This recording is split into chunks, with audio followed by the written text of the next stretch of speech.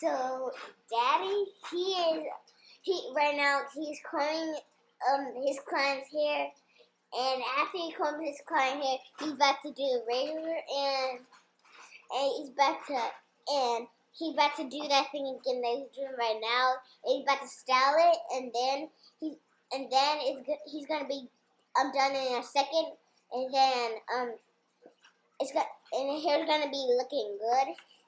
Yeah, and sometimes he washes people's hair, and right now he's doing the razor like I told you, and so yeah, basically, yeah, and yeah. Thank you, baby. You're welcome.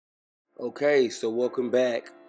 I hope you enjoyed that little snippet of my daughter, man. She wanted to do a piece of the voiceover, so I told her she would. I think she'd do a better job than I do. I enjoy watching her and letting her play with it. So, but let's get into it. This is my boy Rashawn.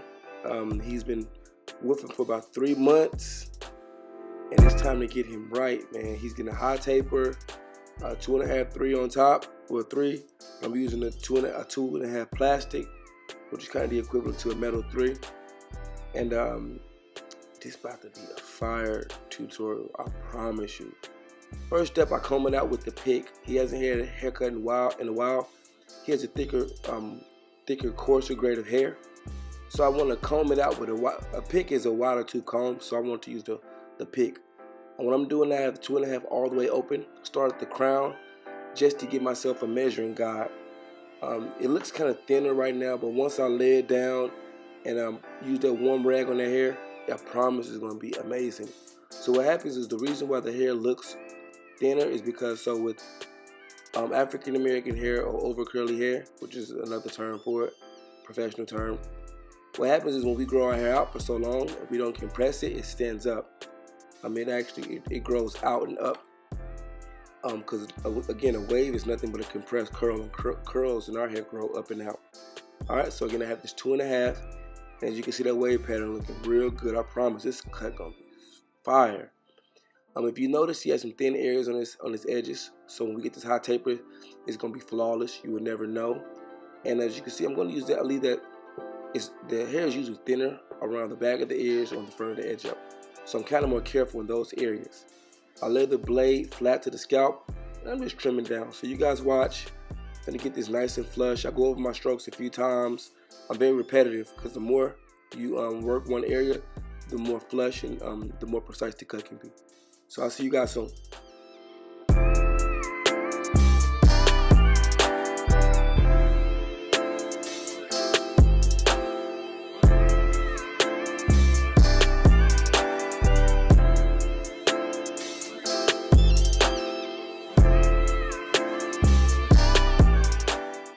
Okay, so the next step is to give myself a primary guideline.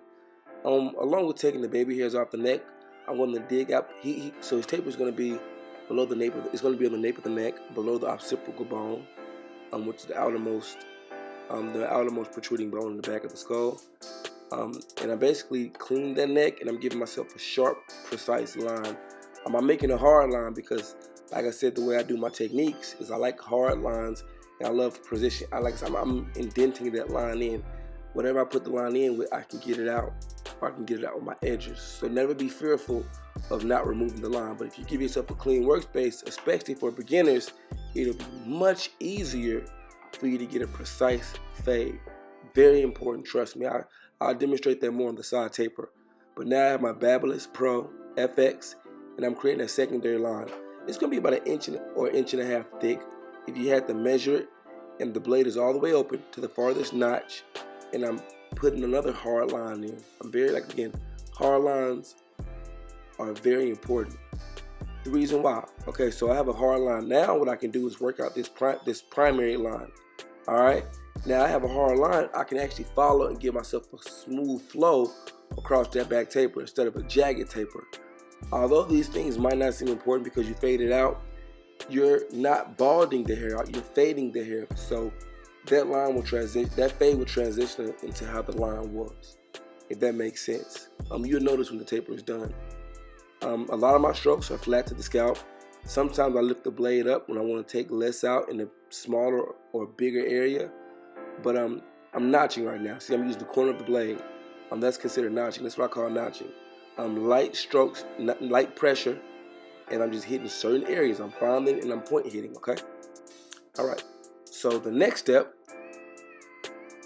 now it's time to debulk. Very important, probably one of the most important steps when it comes to fading. I'm taking a bigger guard. I'm taking that 2.5 again, and all I'm doing is just debulking. I'm thinning out the spots. I'm thinning out certain areas. I'm not so much fading, but see, certain hair growth is denser in areas. Hair can be denser in certain areas. So I want to debulk, thin out those areas, because the lighter the area, the easier to fade. I say that in all my videos. It's very important because I don't want to just start fading. Because if I start fading, I can gap. I don't want to gap because I have to change the haircut or work twice as hard. So after I debulk quite a bit, I'll debulk again now with a smaller guard, my 1.5. This is all on my Walls Magic Clip. I'm very equivalent to the Babyliss FX. I just love this motor, and the clipper is lighter, so it's smoother for my hand.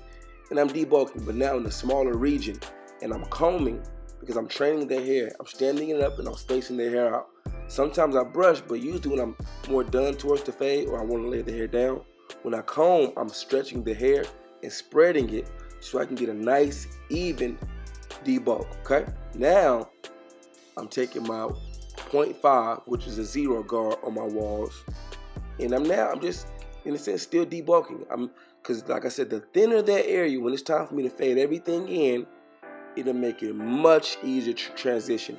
Cutting hair to be great at cut, to do a great haircut, trust me, all you have to do is take steps and follow all the measures, okay?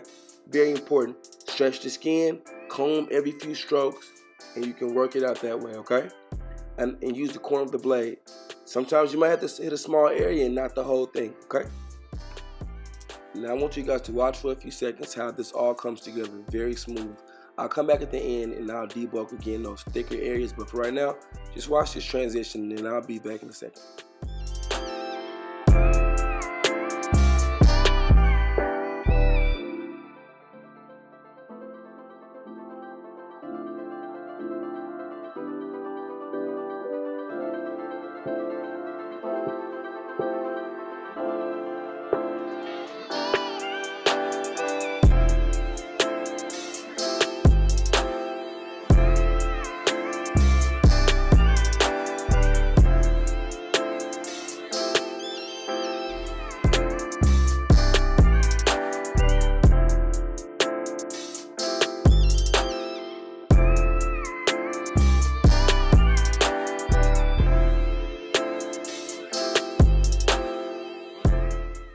So right here, after I get a pretty good fade, and I'll come back and I'll point hit some small areas with the corner of the blade. Just little things bother me. I have OCD, so I'm just hitting little bitty areas and light strokes on the clipper.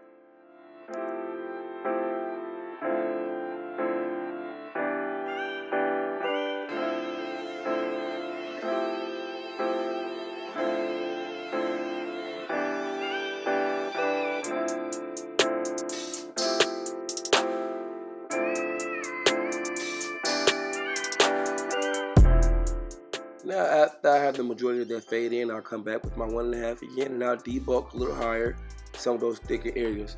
Now again, like I told you, his hair is standing up, so once I lay that hair down, this will all come together so beautifully. I promise you, a nice, natural, smooth cut. Alright, so I'll see you guys in a little bit.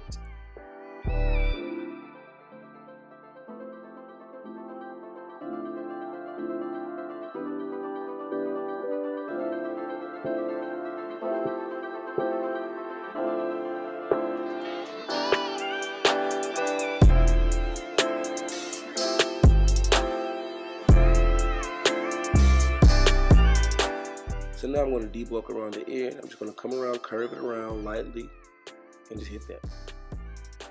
Now it's time for the side taper. Remember I told you there's a thin spot right there with the clipper is a little bit above it. Keeping the low, it's a temple taper, hot taper, basically no curves. And I'm going to stretch the skin to get the hair as bald as I can with my balders. Then I'll come back with my Slimline Pros and just finish the job to make that hard line. I'm going to do a secondary line with my Babyliss FX Pro. And now again, now I'm stretching down because I don't see when I'm working smaller areas, I want to stretch away from the hair so that way I don't make it any thicker. than I need to. When you're doing a temple taper or taper on the side of the head, there's much less space to work with. Same techniques. Now, with his hair being thinner right here, I have to watch that fade, and I'm very lightly stroking. It's very important that you understand this primary line, you don't take it out, you fade it in, because the finished product determines on how this area is faded. Trust me, it's very important. This is not just some area you're going to fade. I'm going to pull the hair back and show you what I mean, but it's very important that you fade this and not take it away. Every step counts and determines how that final look, that final finish looks on the face. See, look right here. See, I don't want to go higher into that. I just want to fade that in. See, I'm just fading that in, and then I'll debulk and just blend that secondary line. Very important. All steps, we're not wasting any time here. Everything is very vital to the perfect or a very precise precision cut. All right. Now I'm debulking 1.5, okay, and I'm just lightly feathering. I pull the stroke back with the clipper as I go higher. So I start deep and I pull it back more like a C motion away from the skin. I dip into the skin and I pull it back, okay? And sometimes I use the very back of that blade to debulk. If you notice, you see that hair getting much thinner? It's thinning out because I'm debulking. I'm not so much cutting off, I'm thinning out. All right, so you guys watch and I'll see you soon.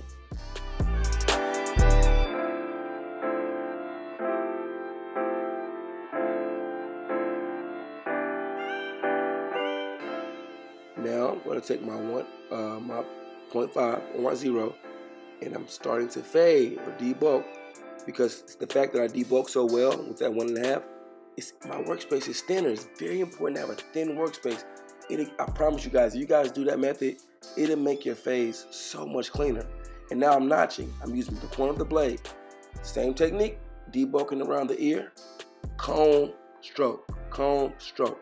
Very light. Don't be aggressive. See, the more repetition you use with the clippers, the much better you can lightly stroke. Now I'm stretching down, pulling, see, because I'm working in the smaller workspace, and now my masters will finish the job. Come back, hit a few small spots, but it's very simple. I comb, stroke, comb, stroke, comb, stroke.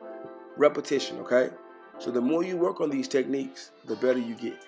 It don't take many fancy techniques.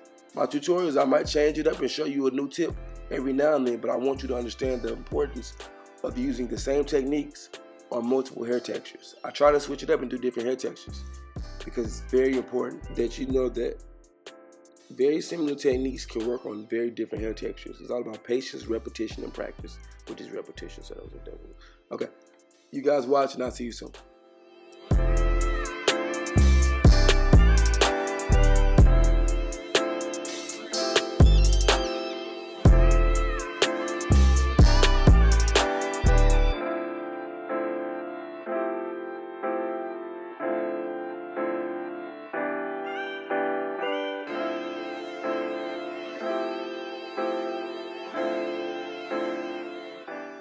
Yo, I was so excited to show you guys this part, the edge up. See, he doesn't have a perfect edge up at all.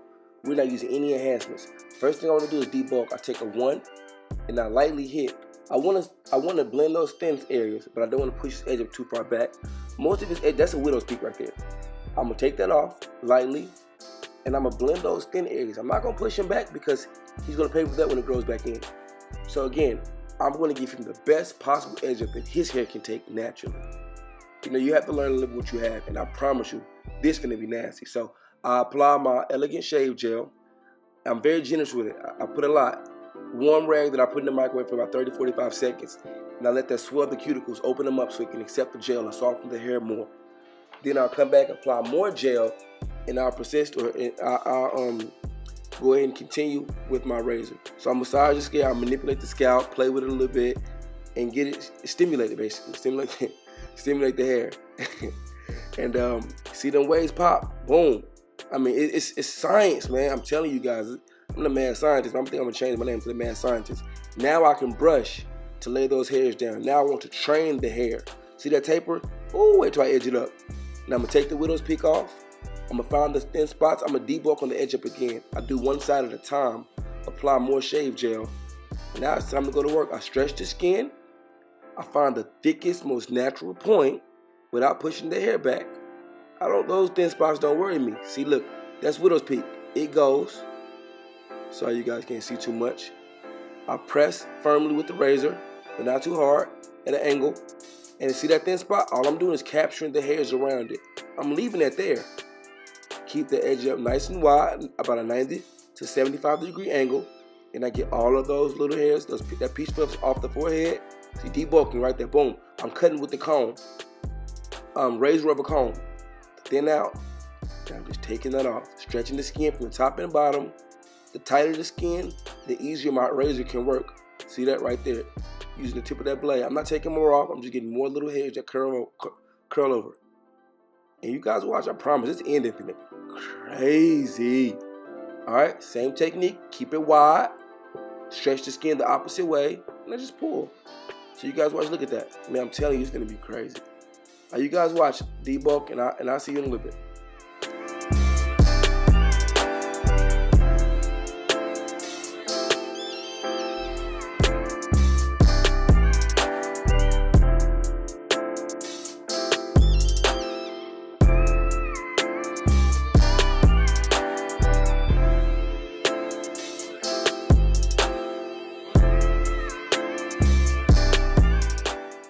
Alright, so after I pretty much get the edge up in, I'll come back with my Slimline Pro, tap those little curly hairs over.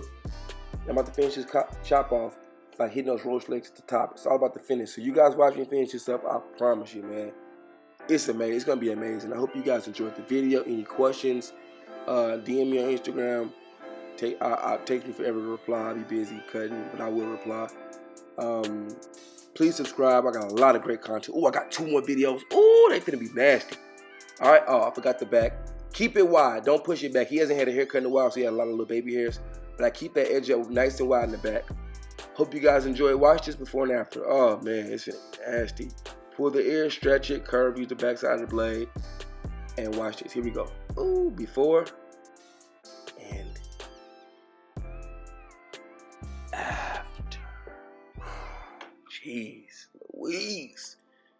Oh, man, I hope you guys enjoyed it. Watch this. See you later. Game Changer out. Oh, that's nasty. I got it. Woo, you keep watching though.